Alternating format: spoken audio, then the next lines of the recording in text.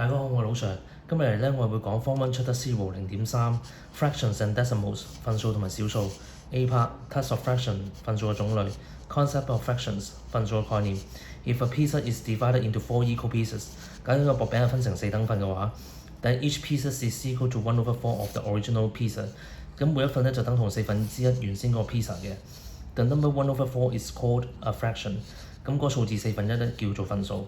Where 1 is the numerator， 咁1就係分子 ，and 4 is denominator of the fraction。咁4就係嗰個分數嘅分母。If 3 pieces are divided equally among 4 boys， 假如3個 pizza 平均分俾4個小朋友 ，then the amount of pizza each boy can get can be found by division 3/4。咁每個男仔攞到個分數咧就係3/4份啦。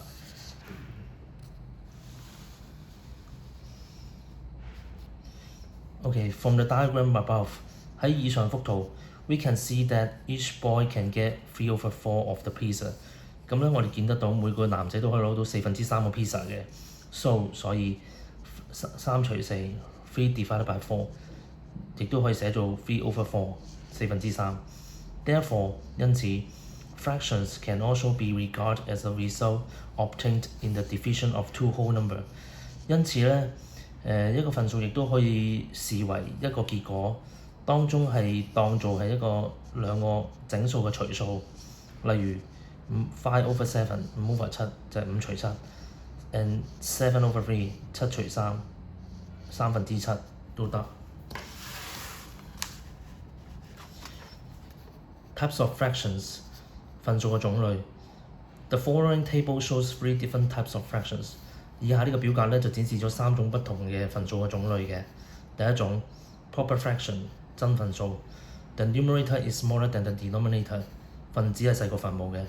第二種 improper fraction 假分數 ，the numerator is greater than or equal to the denominator， 分子咧係大於或者等於分母嘅。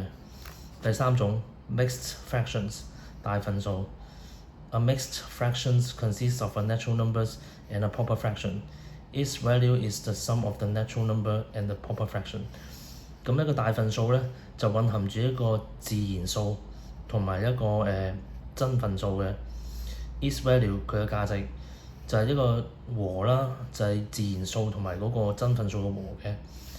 Some improper fractions can be converted into integers such as 5/5 = 1 and 12/4 = 3。有一啲假分數咧，就可以轉換成為一啲整數嘅，例如5除5都係1，又或者12除4都係3。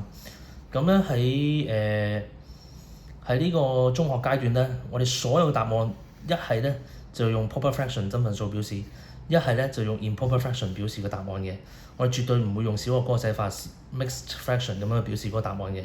喺中學嘅階段，我哋再提提你，1有4/7，其實亦都等同1加4/7。1有4/7咧，英文點讀咧？ Is read as 1 and 4/7。